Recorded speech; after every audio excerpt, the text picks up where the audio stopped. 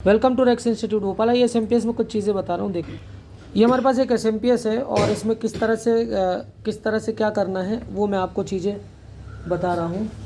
तो आइए देखते हैं। सबसे पहले यहाँ पर हमने ये देखिए 220 वोल्ट यहाँ पर सेक्शन से चालू कर रहे हैं। तो यहाँ पर देखेंगे आप, यहाँ पे आपको 220 वोल्ट मिलेगा अगर आप एस लगा लेते हैं। ये सॉरी, मल्टीमीटर से अगर हमें चेक करना है तो ये मैंने मल्टीमीटर लगाया हुआ है। और यहाँ पर मैं आपको देखिए, यहाँ पर ये एसी है, ये डीसी। तो यहाँ पर सबसे पहले हम 220 को प्रॉपरली चेक करें। डेंजरस होता है, संभाल के काम करना है। तो देखिए यहाँ पर आपको 240 के आसपास वोल्टेज ही दिखा रहा है, ठीक है।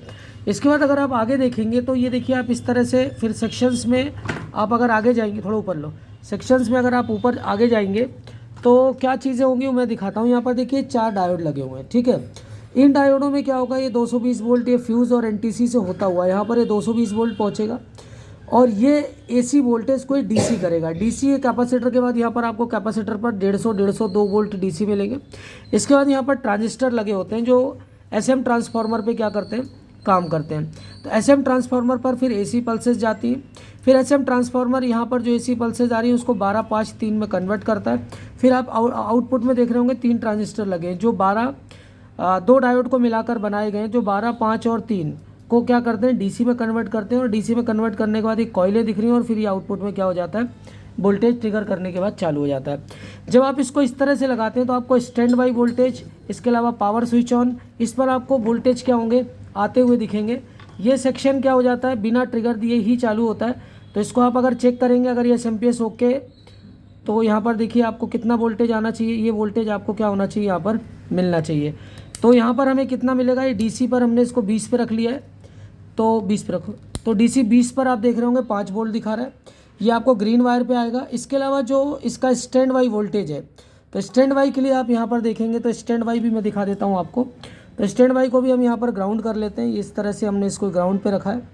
और स्टैंड बाई वोल्टेज आप देखेंगे कि स्टैंड बाई वोल्टेज के लिए ये वायर आया हुआ है और यहाँ पर भी क्या होगा, ये वोल्टेज आपको 5 वोल्ट दिखेगा।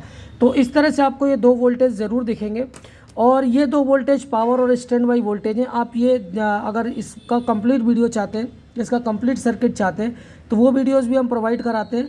आप उसको प्राइवेट परचेस कर सकते हैं या अगर आप ऑनलाइन ऑफलाइन हमें ज्वाइन कर लेते हैं तो वो चीज़ भी आपको यहाँ से मिल जाएगी, सारी चीज़ें। इसके अलावा ये 2 ट्रांसफार्मर और लगे होते हैं। इसमें एक आपका स्टार्टर होता है और एक ड्राइवर होता है। तो उसके बाद कैसे सप्लाई काम करती है, इस आईसी का क्या काम है, वो सारी चीज़ें मैं पूरा प्राइवेट वीडियो में पूरा डिटेल से दिया हुआ है। और ये कैसे स्विचिंग होती है, कैसे ट्रिगर होता है, कैसे आउटपुट वोल्टेजेस बनते हैं, कैसे आउटपुट वोल्टेज आता है, उसका पूरा स्कीमेटिक डायग्राम में प्रॉपर तरीके से बच्चों को समझाया हुआ है।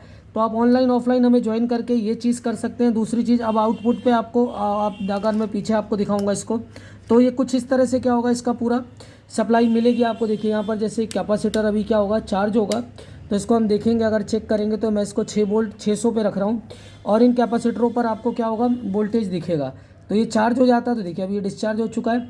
तो ये कैपेसिटर पर भी क्या होता है, जैसे आप लगाएंगे तो यहाँ पर आपको वोल्टेजेस क्या होंगे, 150-2 वोल्टेज बिना ट्रिगर किए क्या हो जाएगा, मिल जाएगा। एसएमपीएस में अगर आउटपुट में दिक्कत है तो इन कैपेसिटरों को हाथ ना लगाएं, ये क्या होता है, थोड़ा सा रिस्की काम होता है, तो इस पर आपको दिक्कत आ सकती है।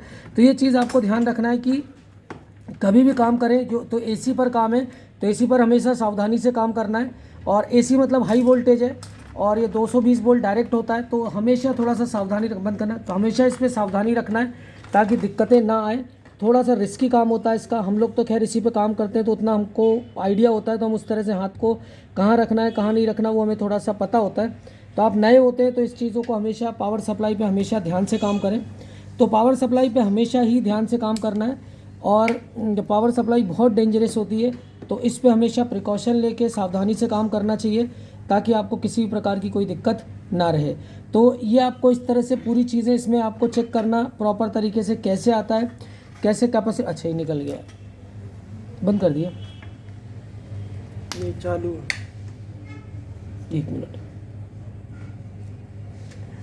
इसको पकड़ना है ऐसे।